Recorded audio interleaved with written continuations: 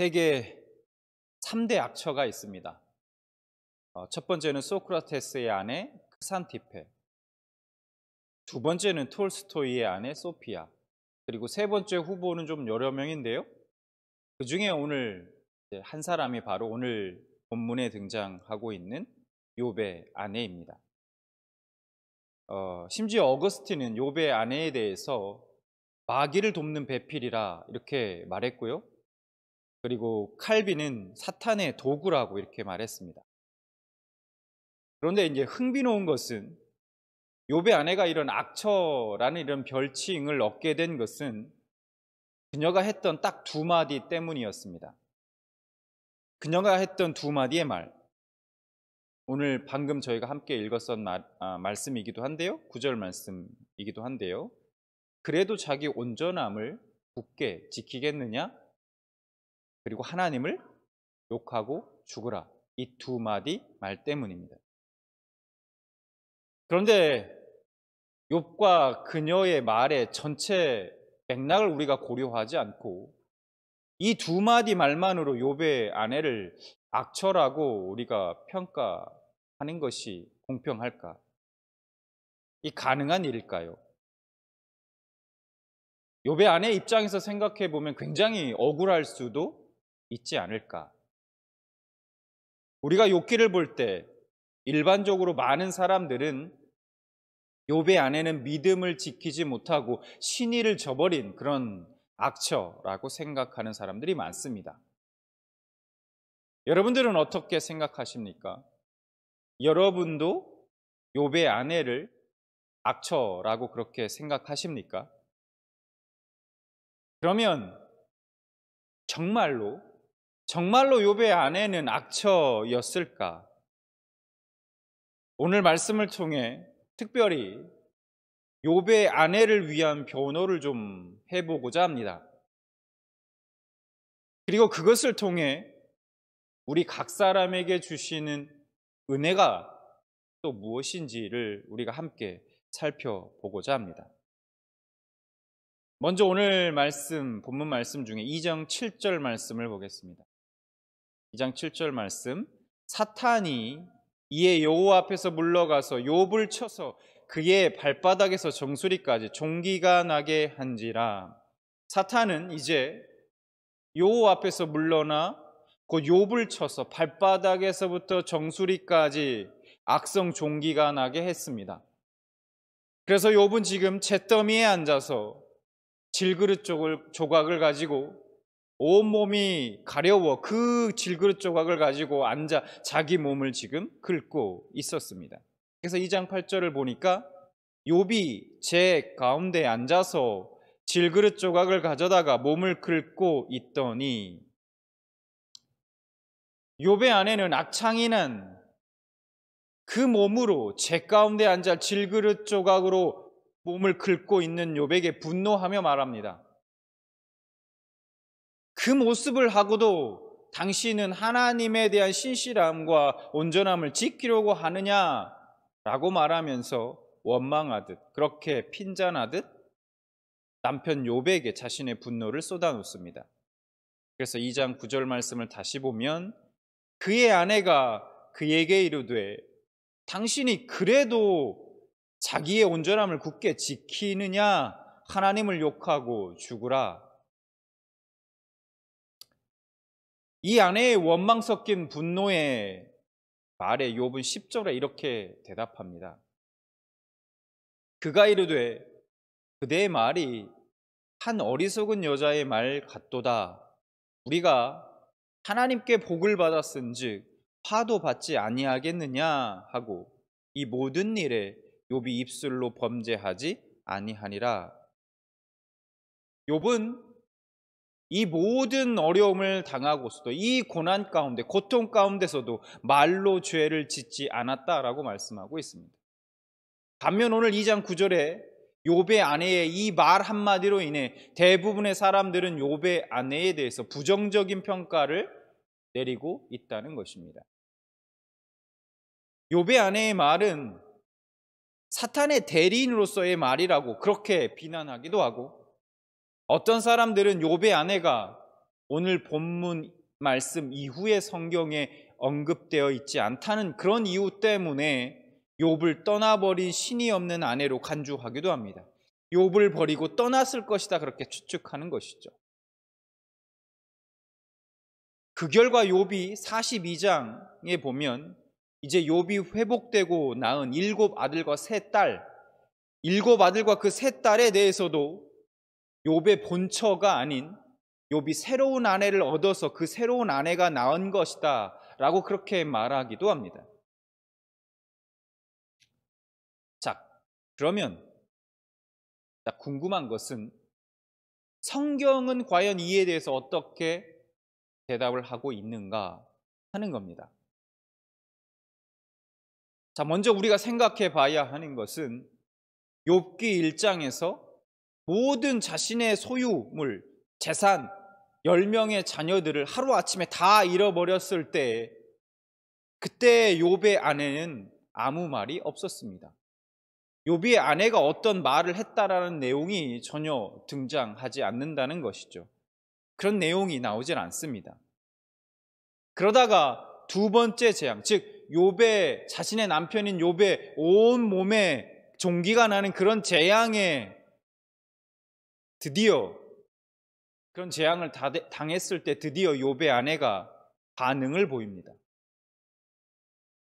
욥의 아내가 갑자기 나타나서는 하나님 앞에 더 이상 신실함을 지킬 생각하지 말고 하나님을 욕하고 죽으라고 그렇게 말합니다. 여러분 어떻습니까? 욥은 정말 믿음이 좋은 사람인데 욥의 아내는 믿음이 없어 보이십니까? 여러분 욥의 아내는요, 자식의 죽음 앞에 자신의 목숨보다도 더 소중한 자신의 그 자식들의 자녀들의 죽음 앞에 죽고 싶을 만큼 슬프고 고통스러웠을 겁니다. 그런데 그때는 이상하게도 한마디도 하지 않았습니다. 그리고 그저 묵묵히 남편 곁을 지켰습니다.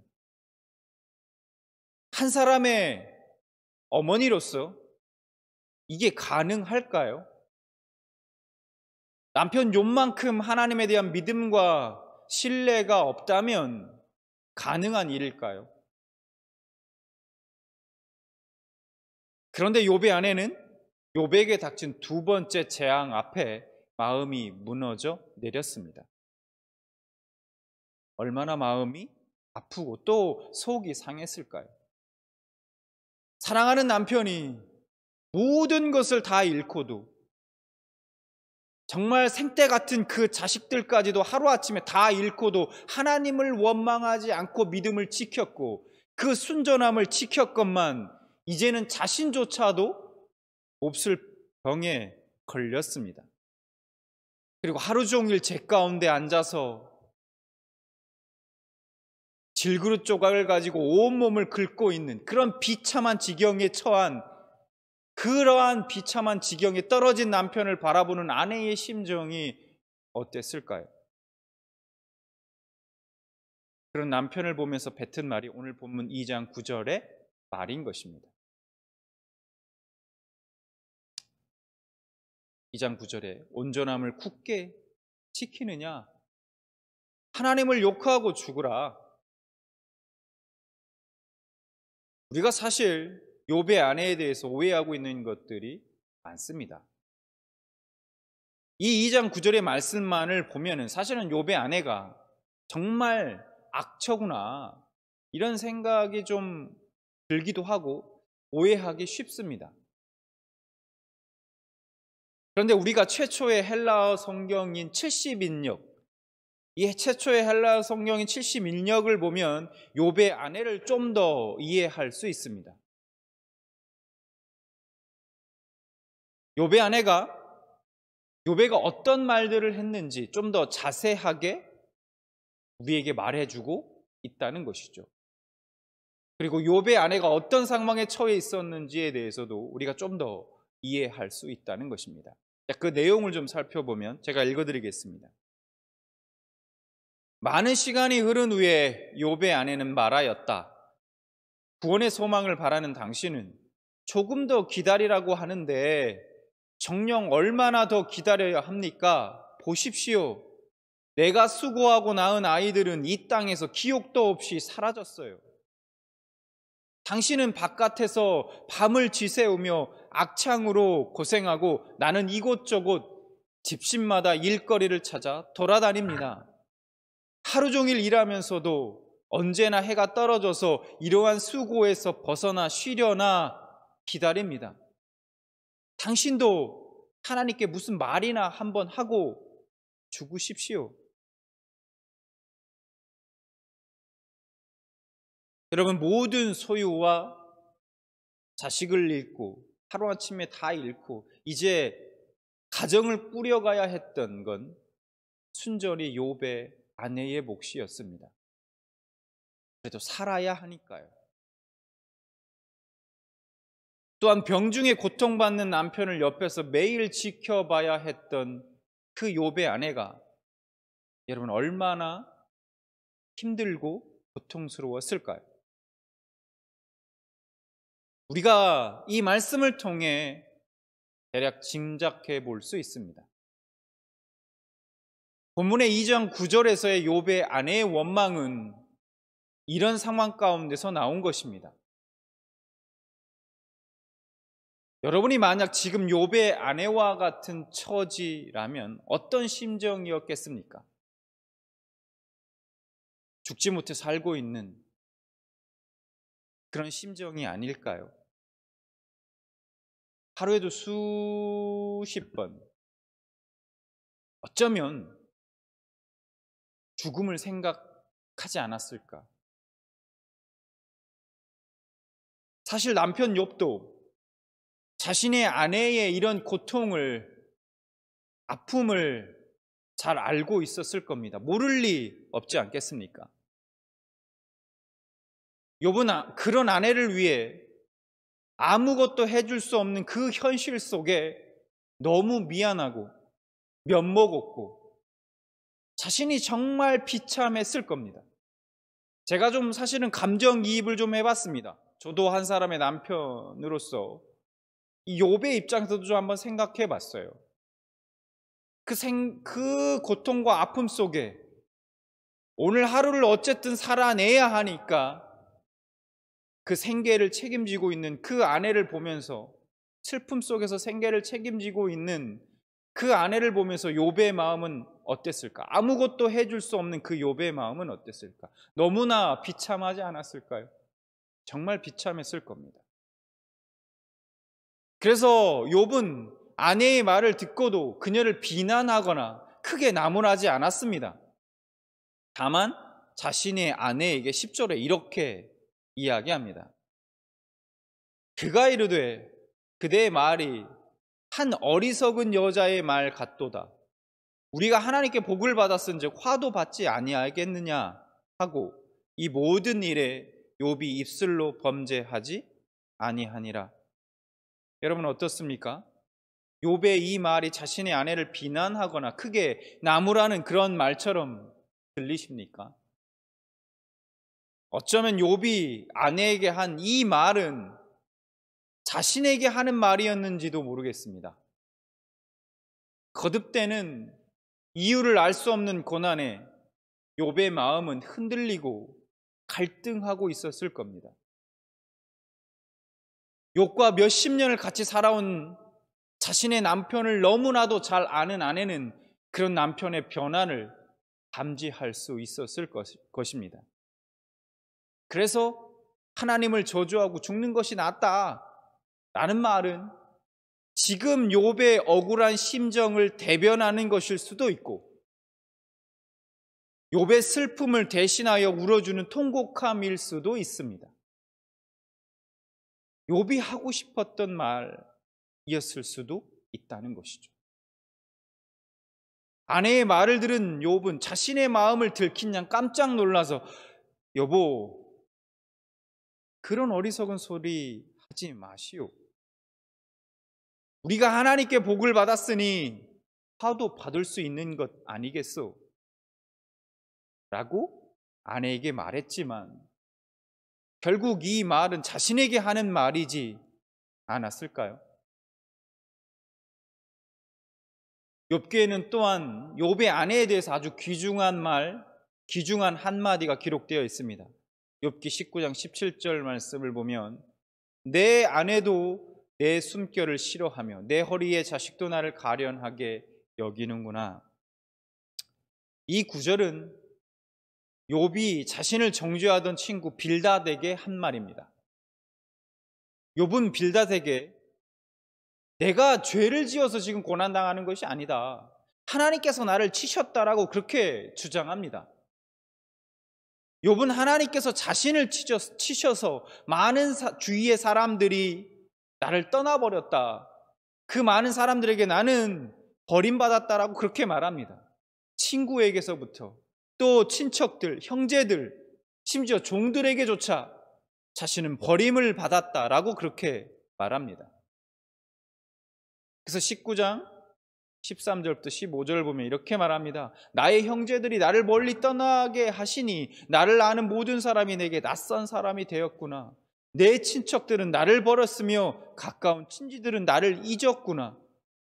내 집에 머물러 사는 자와 내 여종들은 나를 낯선 사람으로 여기니 내가 그들 앞에서 타국 사람이 되었구나.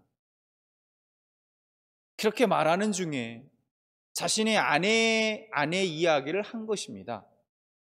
그런데 만약 욥의 아내가 남편에게 그렇게 모질게 하나님을 저주하고 죽으라고 말하고 떠났다면 욥은 자신을 떠난 사람들을 쭉 이야기하면서 자신의 아내도 자신을 떠났다라고 그렇게 말했을 것입니다.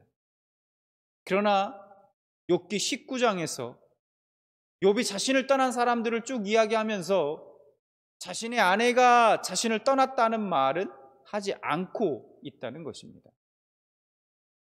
즉 욥이 병중에 그의 아내가 고통 가운데서도 떠나지 않고 그의 병상을 지켰다는 사실입니다.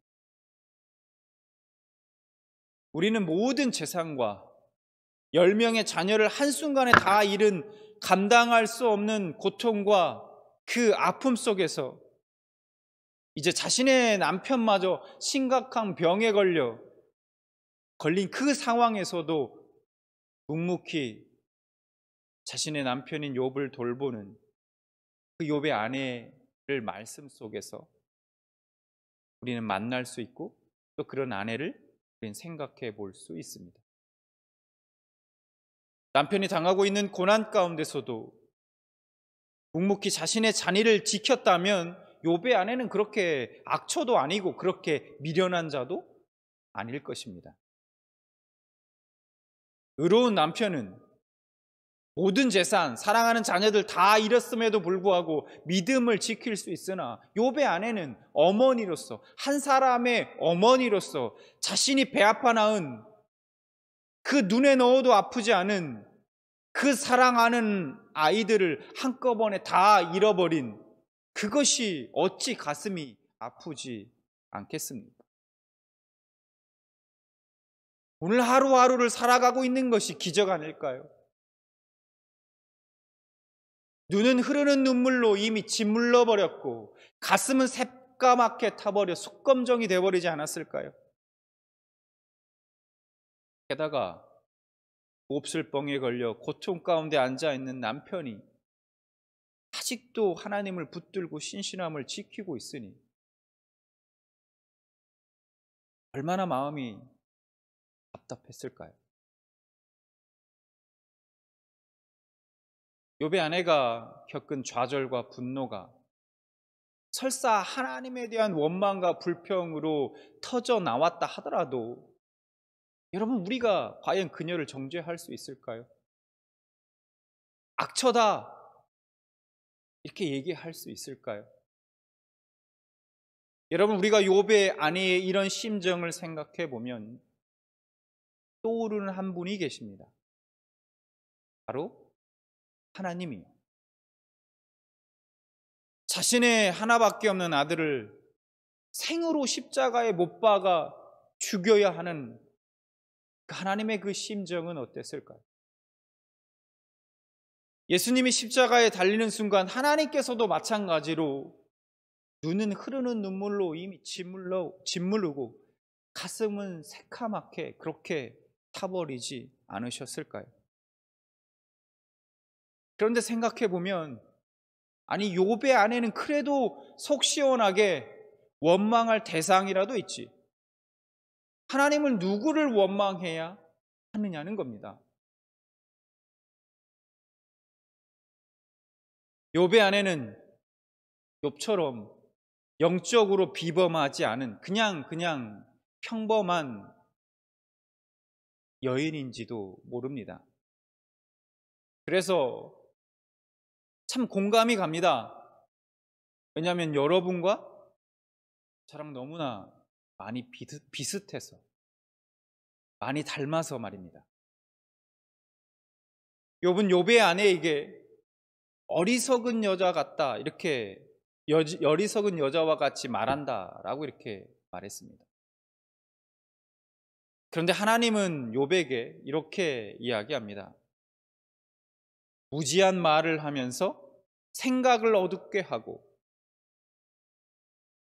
전능자와 다투려 하며 자신의 의의를 세우기 위하여 하나님을 악하다 하겠느냐라고 하면서 욥을 그렇게 꾸짖습니다. 의인 욥도 별 수 없이 말로 실수하는 인간이라는 하나님의 질책인 것입니다. 하나님은 후에 욥의 아내에게 다른 10명의 자녀를 줌으로써 그녀를 위로하십니다. 욥기 42장 13절 또 아들 7과 딸 3을 두었으며. 여러분, 제가 오늘 말씀을 준비하면서 한 가지 깨달은 것이 있습니다. 그것은 우리가 하나님과의 관계에서 하나님께 절대로 원망의 말을 하거나 불평의 말을 하면 안 된다라는 그러한 고정관념을 가지고 있다는 것입니다. 그것은 불경건한 것이고 죄라는 생각을 가지고 있다는 것이죠. 자신의 뜻대로 되지 않는 것에 대해서 자신의 욕심과 정욕에 이끌려서 의도적으로 고의적으로 그렇게 불평과 원망들을 쏟아놓는 것, 그것은 분명 불경건한 것이고 또 죄가 맞습니다. 불평과 원망 자체보다는 그 불평과 원망을 하는 그 동기 자체가 죄이기 때문입니다. 광야에서 이스라엘 백성들도 하나님께 대한 원망과 불평 때문에 징계를 받은 것을 우리는 잘 알고 있습니다.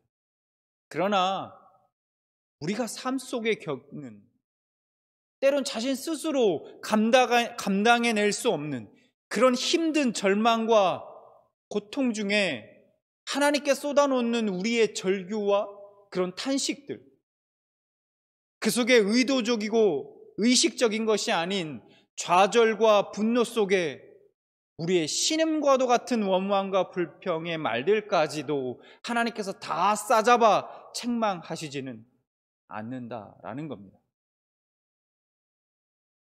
사람의 신앙 수준은 동일하지 않습니다. 하나님이 칭찬할 만한 훌륭한 그런 욥과 같은 그런 사람도 있는가 하면 고통스러운 현실 속에서 하나님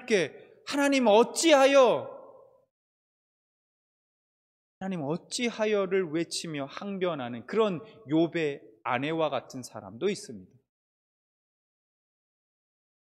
우리가 시편의 말씀을 보면 수없이 많은 기도와 간구, 절망과 고통에 신음하는, 탄식하는 그러한 많은 말씀들을 우리가 볼 수 있습니다. 그리고 그 끝없는 절망과 고통의 신음 끝에 언제나 한 가지 공통점을 발견하게 됩니다. 그것은 절망과 신음이 곧 찬송으로 바뀌더라는 것입니다. 시편 30편 10절부터 12절 말씀을 보면 시편 기자가 이렇게 고백하고 있습니다. 여호와여 들으시고 내게 은혜를 베푸소서. 여호와여 나를 돕는 자가 되소서 하였나이다. 주께서 나의 슬픔이 변하여 내게 춤이 되게 하시며 나의 베옷을 벗기고 기쁨으로 띠우셨나이다. 이는 잠잠하지 아니하고 내 영광으로 주를 찬송하게 하심이니 여호와 나의 하나님이여 내가 주께 영원히 감사하리이다. 우리의 신앙의 수준이 100점이 아닐지라도 때로 빵점을 맞고 마이너스 점수를 맞아도 하나님은 우리를 찾아주시고 여전히 사랑을 베풀어 주실 것입니다. 십자가 앞에 여러분의 마음을, 여러분의 짐을 내려 놓으십시오. 하나님은 여러분의 슬픔과 고통을 기쁨과 찬송으로 바꾸어 주실 것입니다. 그런 은혜가 항상 여러분의 삶 가운데 넘쳐나길 진심으로 축원합니다.